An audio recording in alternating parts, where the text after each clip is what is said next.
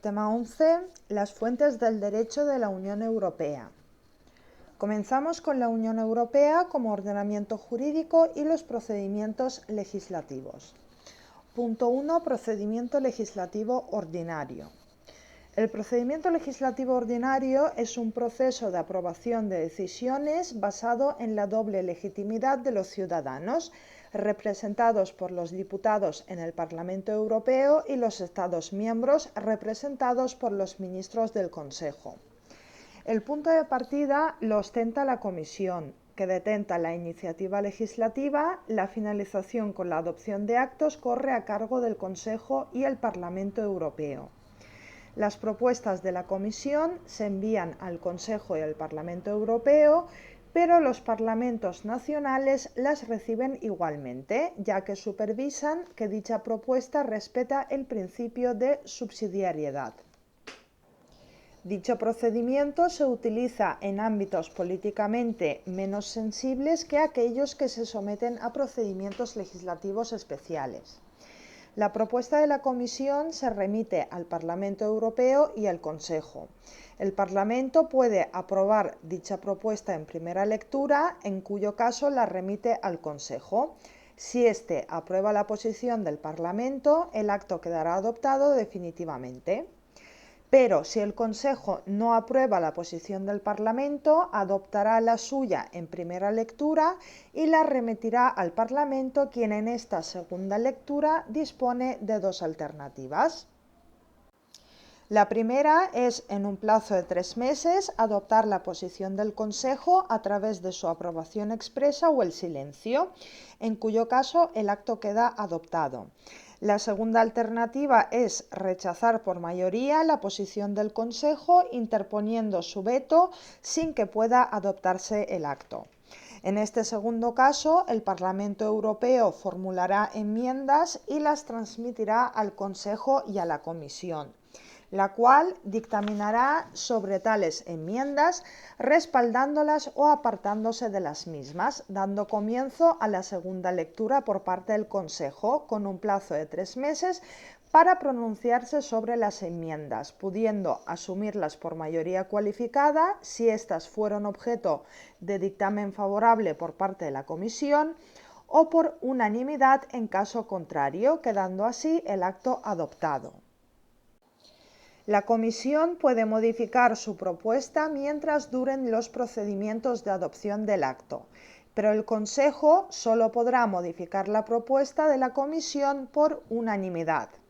Si el Consejo rechaza alguna o todas las enmiendas parlamentarias y no se llega a ningún acuerdo en la segunda lectura, entra en funcionamiento el Comité de Conciliación, convocado por los presidentes de ambas instituciones, esto es, el Consejo y el Parlamento Europeo. El comité está formado por igual número de representantes del Parlamento y del Consejo, así como el comisario europeo, que es el encargado del seguimiento del asunto.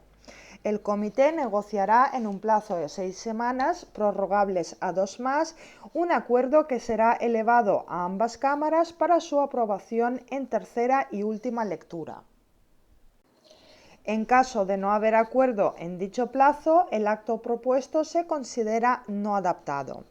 En tercera lectura, tanto el Parlamento como el Consejo deben atenerse al proyecto común adoptado por el Comité de Conciliación, por lo que no se admiten enmiendas. Una vez adoptado el acto, se firmará por los presidentes del Consejo y el Parlamento Europeo, publicándose en el Diario Oficial de la Unión Europea, y si no se fija otra fecha, la entrada en vigor será a los 20 días desde su publicación. Punto 2. Procedimientos legislativos especiales. En materias que afecten a la soberanía de los Estados están previstos los procedimientos legislativos especiales. La adopción de decisiones no es conjunta, sino que puede llevarse a cabo bien por el Parlamento Europeo con participación del Consejo o bien por el Consejo con la participación del Parlamento. Si bien la preponderancia del Consejo sobre el Parlamento es muy fuerte.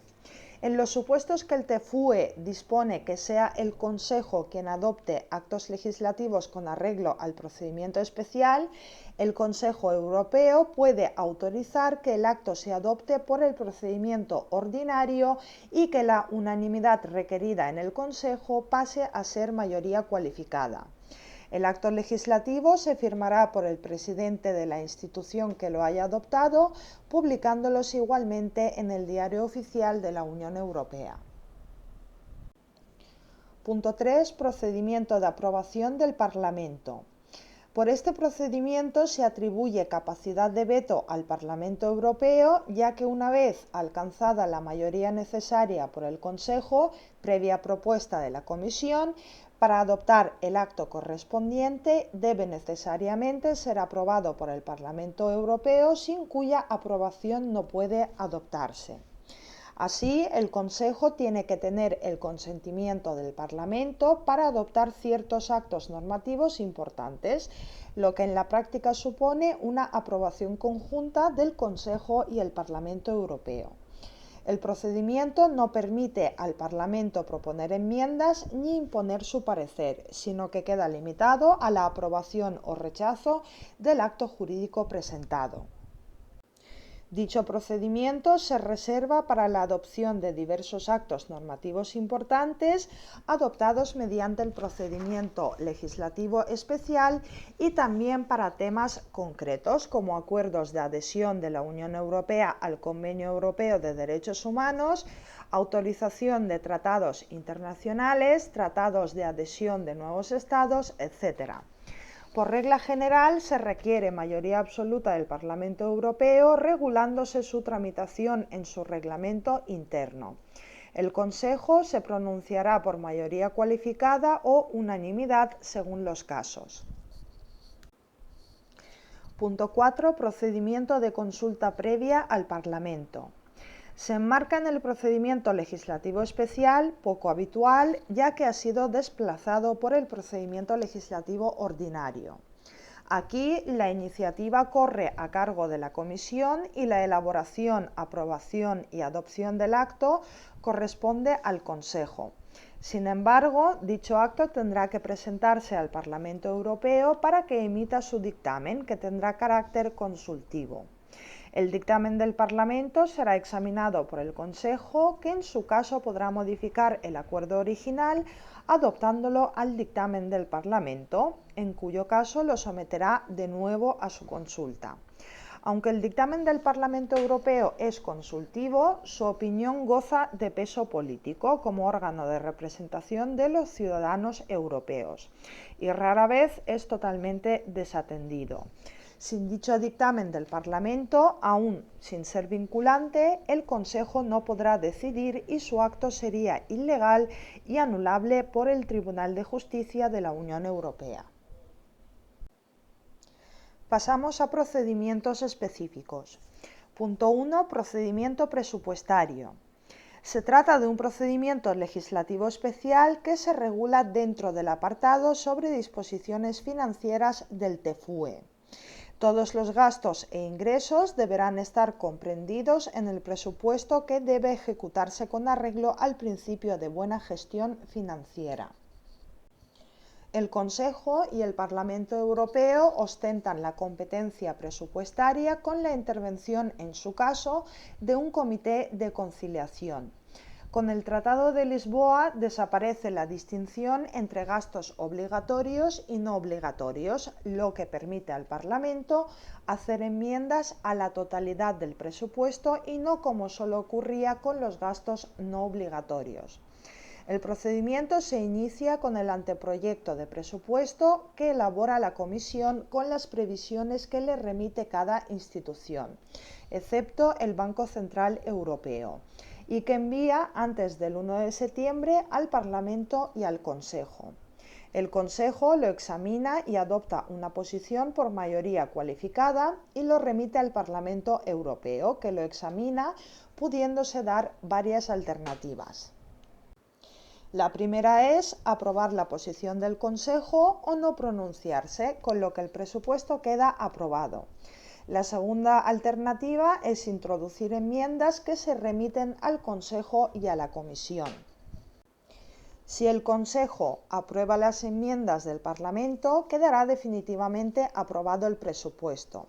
Pero si el Consejo no aprueba las enmiendas del Parlamento, se convoca al Comité de Conciliación para alcanzar un acuerdo sobre el texto en conjunto. Si el Consejo y el Parlamento aprueban el texto conjunto del Comité de Conciliación, el presupuesto queda aprobado. Lo mismo ocurre si una de las cámaras lo aprueba y la otra guarda silencio. Si ambas cámaras rechazan el texto del Comité de Conciliación, la Comisión presentará un nuevo proyecto de presupuesto.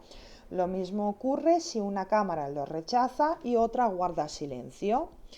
Si el Parlamento rechaza el texto conjunto y el Consejo lo aprueba, la Comisión de Conciliación debe presentar un nuevo proyecto. Y por último, si el Parlamento lo aprueba y el Consejo lo rechaza, el Parlamento puede, por mayoría de los miembros que lo componen y 3/5 partes de los votos emitidos, confirmar las enmiendas del Consejo. En definitiva, la intervención del Parlamento Europeo es relevante, ya que además de poder modificar el proyecto de presupuesto, puede también rechazarlo en su conjunto y pedir que se le presente un nuevo proyecto por motivos importantes. Punto 2. Celebración de tratados internacionales. El procedimiento de conclusión de tratados internacionales actualmente está regulado en el artículo 216 del TFUE, en el que se prevé expresamente que la Unión podrá celebrar tratados con uno o varios estados u organizaciones internacionales. El procedimiento de adopción viene establecido en el artículo 218 del TFUE, interviniendo la Comisión, el Parlamento Europeo y el Consejo. La Comisión es la encargada de la negociación, mientras que el poder de decisión lo ostenta el Consejo, que autorizará la firma del acuerdo e incluso su aplicación provisional antes de su entrada en vigor. A propuesta de la Comisión, la autorización para iniciar las negociaciones las toma el Consejo, pero serán llevadas a cabo por la propia Comisión siguiendo las directrices dadas por el Consejo y consultado a los comités especiales.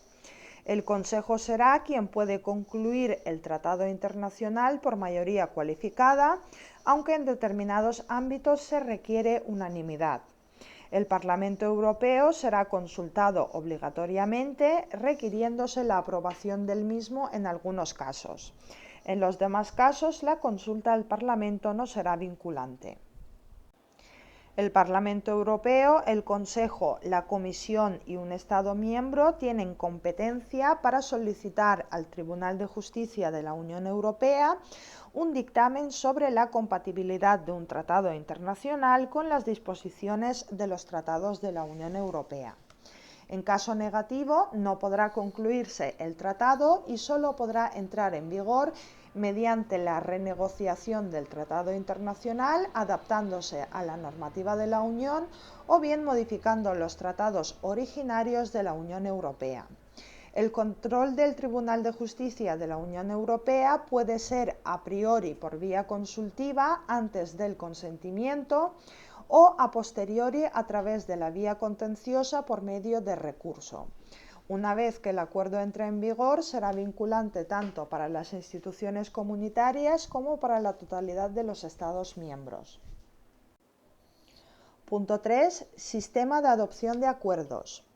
El Consejo puede decidir por mayoría simple, mayoría cualificada, doble mayoría o por unanimidad. Veamos en qué consiste cada cosa. Mayoría simple. Se sigue cuando el tratado no prevé un sistema de votación específico y se aplica sobre todo a cuestiones de procedimiento. La mayoría cualificada es el sistema más complejo que ha venido a sustituir la unanimidad. Es un sistema que se ha considerado necesario para mantener la eficacia de una unión ampliada. El Consejo se pronunciará por mayoría cualificada, excepto en los casos que los tratados dispongan otra cosa.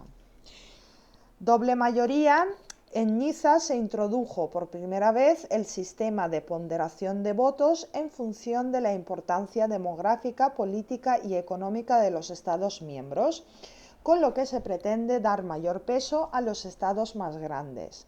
En el año 2014, el sistema de ponderación de votos se sustituye por el sistema de doble mayoría, que tiene en cuenta tanto el peso de cada estado como la mayoría de los ciudadanos europeos. La doble mayoría se alcanza cuando al menos un 55% de los estados que representen como mínimo al 65% de la población total de la Unión Europea voten a favor de la propuesta legislativa.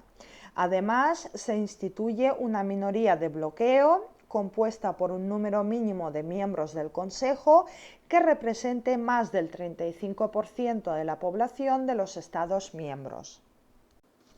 Y la unanimidad supone que todos los miembros del Consejo están de acuerdo a la hora de adoptar una decisión. Basta con que uno no esté de acuerdo para que el acto no se adopte, pero la abstención no impide la adopción de acuerdos que requieren unanimidad.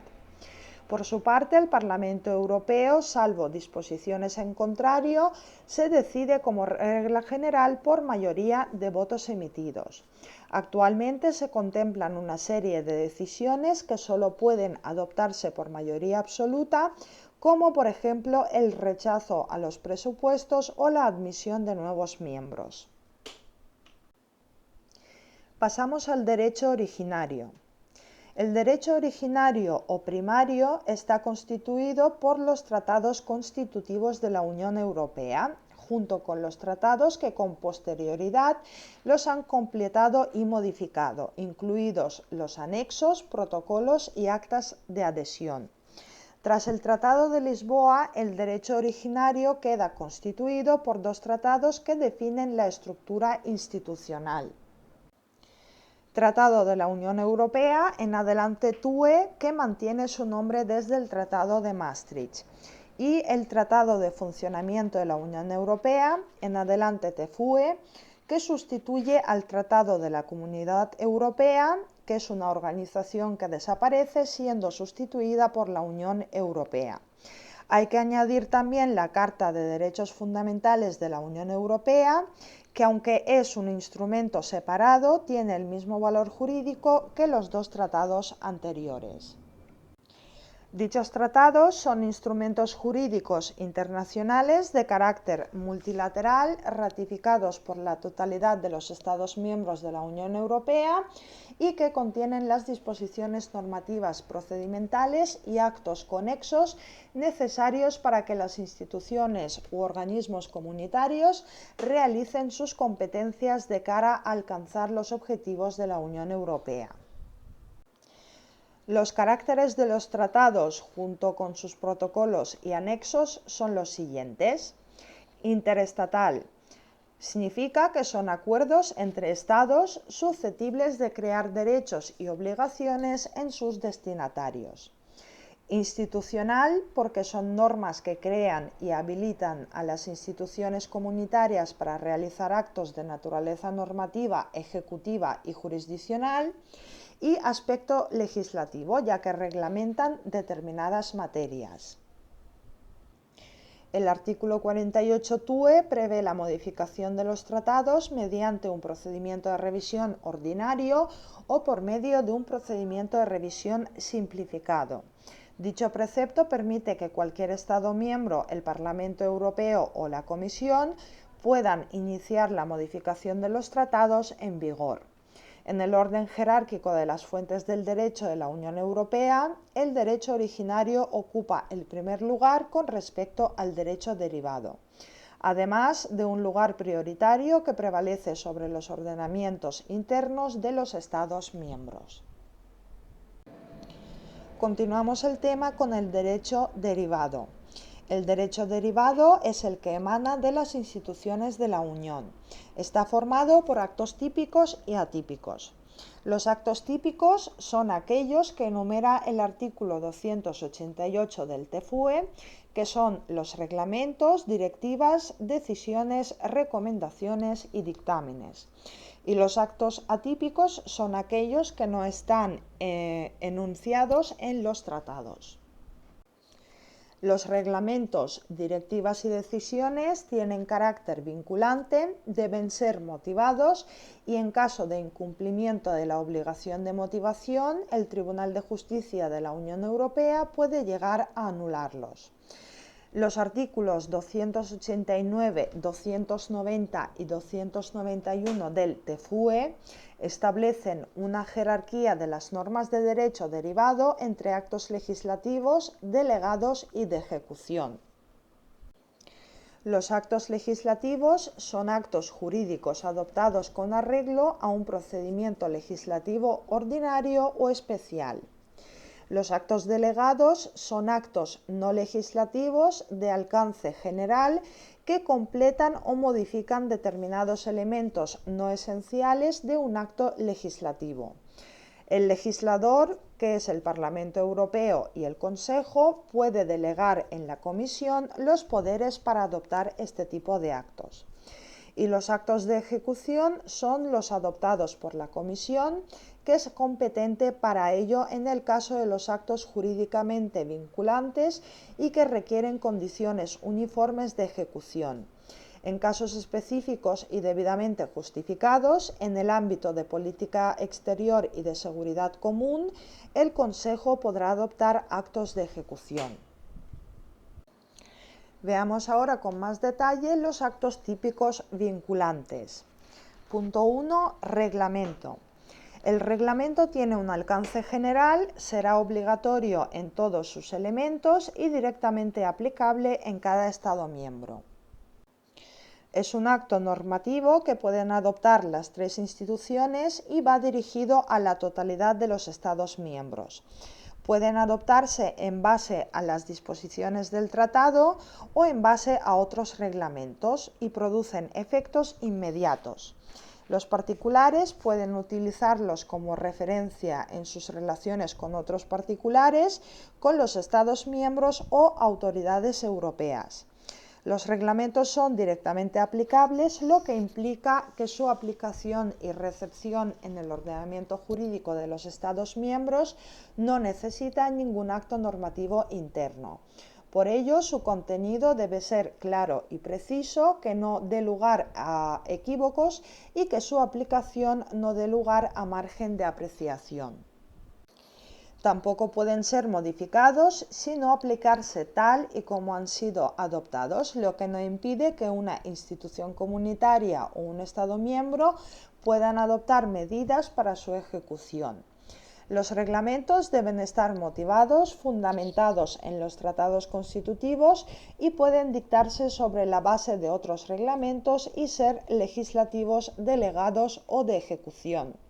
Deben publicarse obligatoriamente en el Diario Oficial de la Unión Europea y su entrada en vigor será por defecto a los 20 días de su publicación o, en su caso, en la fecha que ellos mismos determinen. Punto 2. La directiva. La directiva obliga al Estado miembro destinatario en cuanto al resultado que debe conseguirse, dejando a las autoridades nacionales la elección de la forma y de los medios. Es un acto que no tiene alcance general, ya que sus destinatarios no son siempre la totalidad de los estados, sino que puede dirigirse a uno, a varios o a todos. La directiva impone una obligación de resultado, dejando libertad para elegir la forma y los medios para su cumplimiento.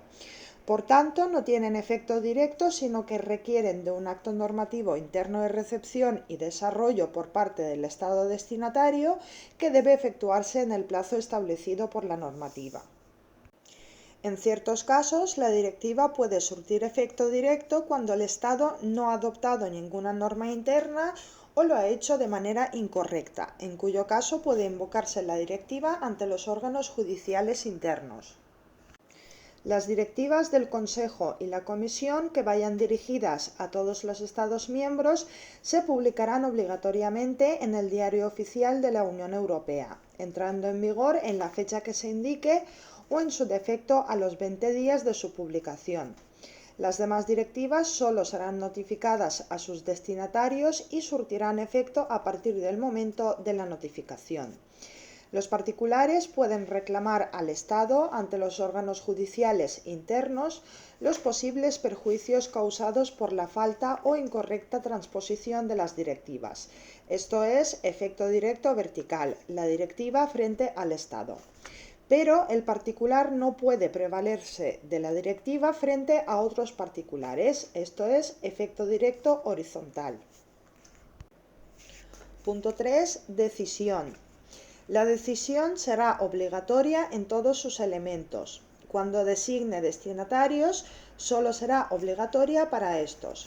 Son actos jurídicos vinculantes que pueden ser de ámbito general o pueden ir dirigidos a destinatarios concretos, a los Estados miembros y también particulares, personas físicas o jurídicas. La decisión es obligatoria en todos sus elementos y no de aplicación parcial, y su finalidad va dirigida a regular asuntos concretos. Las decisiones se notificarán a sus destinatarios surtiendo efectos a partir de la notificación. Cuando no indican un destinatario concreto, han de publicarse obligatoriamente en el Diario Oficial de la Unión Europea. Las decisiones que no especifican destinatario y que además no son adoptados mediante un procedimiento legislativo son el acto jurídico básico en el ámbito de la PESC. En cuanto a los actos típicos no vinculantes, estas son recomendaciones y dictámenes. Se caracterizan por su carácter no vinculante, aunque ello no implica la ausencia de efectos jurídicos, ya que pueden ser preceptivos en el procedimiento para la adopción de actos obligatorios. La recomendación supone instar a sus destinatarios un determinado comportamiento, mientras que el dictamen no es más que una opinión con carácter consultivo para que las instituciones valoren determinadas situaciones o expresen su opinión al respecto. Los jueces nacionales pueden tomar en consideración las recomendaciones de la Comisión en la solución de litigios, en el caso de que éstas sirvan para interpretar disposiciones nacionales o comunitarias. Continuamos con actos atípicos. Los actos atípicos no están contemplados en los tratados, pero son adoptados por los órganos comunitarios para la consecución de las competencias que les son otorgadas. Están relacionados con la organización y el funcionamiento de las instituciones, forman parte del derecho derivado y su naturaleza jurídica es imprecisa. En unos casos tienen efecto obligatorio y en otros no. Algunos ejemplos de actos atípicos son los siguientes: reglamentos internos de las instituciones que contienen disposiciones sobre su funcionamiento interno y que solo vinculan a las propias instituciones que las adoptan. Decisiones del Consejo, como los que se adoptan para crear órganos subsidiarios o efectuar nombramientos. Actos del Consejo por los que se manifiesta el consentimiento de la Unión para obligarse en los tratados internacionales, o, por ejemplo, los actos de la Comisión de carácter no obligatorio, como informes, declaraciones, comunicaciones o programas de acción. Aunque los actos normativos atípicos escapan del control del Tribunal de Justicia de la Unión Europea, la tendencia se inclina a un progresivo control de aquellos que claramente produzcan efectos jurídicos vinculantes. Y pasamos a los tratados internacionales. Punto 1. Derecho internacional general y derecho internacional convencional. Aunque el derecho internacional general se aplica igualmente en la Unión Europea, su concepción como fuente es problemática, debido al carácter sui generis del derecho de la Unión Europea, en el que se combinan el derecho internacional, el derecho interno de los Estados miembros y el propio derecho de la Unión. El Tribunal de Justicia de la Unión Europea ha reconocido en varias sentencias la sumisión del derecho comunitario al derecho internacional, en concreto al derecho consuetudinario y los principios generales del derecho internacional. El derecho de la Unión se afirma frente al derecho internacional como un ordenamiento jurídico distinto, lo que evita que el derecho comunitario esté subordinado al derecho internacional general. En relación al derecho internacional convencional, el artículo 351 del TFUE estipula que las disposiciones de los tratados no afectarán a los derechos y obligaciones que resulten de los convenios celebrados con anterioridad al 1 de enero de 1958 entre uno o varios Estados miembros o entre uno o varios terceros estados. En caso de que dichos convenios sean incompatibles con los tratados, el Estado o Estados recurrirán a todos los medios apropiados para eliminar las incompatibilidades que se hayan observado. En caso contrario, los Estados miembros se prestarán ayuda mutua para lograr tal finalidad y adoptarán en su caso una postura común. Son convenios concluidos por los Estados miembros y no por la Unión con terceros estados, por lo que los Estados miembros tendrán en cuenta que las ventajas concedidas en los tratados son parte integrante del establecimiento de la Unión y que por ello están ligados a la creación de instituciones comunes, a la atribución de competencias en favor de dichas instituciones y a la concesión de las mismas ventajas por parte de los demás Estados miembros. Por su parte, el artículo 216 del TFUE contempla los acuerdos que podrá celebrar la Unión con terceros estados u organizaciones internacionales que serán vinculantes para las instituciones de la Unión Europea y sus Estados miembros. Se trata de una recepción automática no sujeta a ningún acto de transformación ni de ejecución.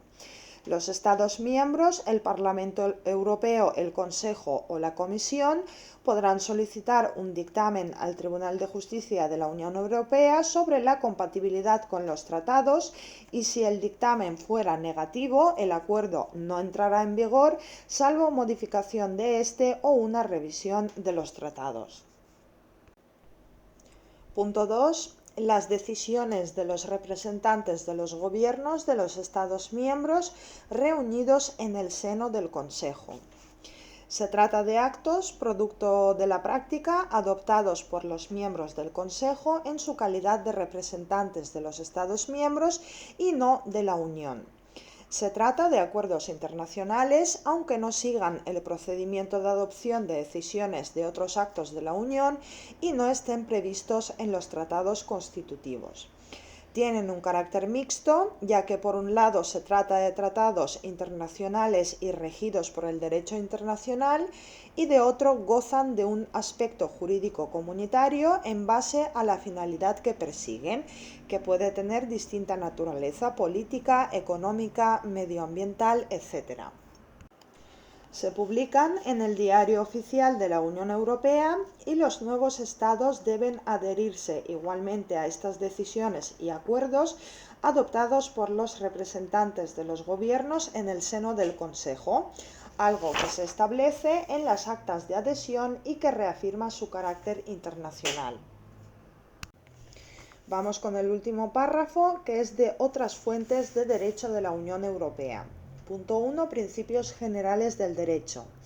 Los principios generales del derecho representan la fuente no escrita más importante del derecho comunitario.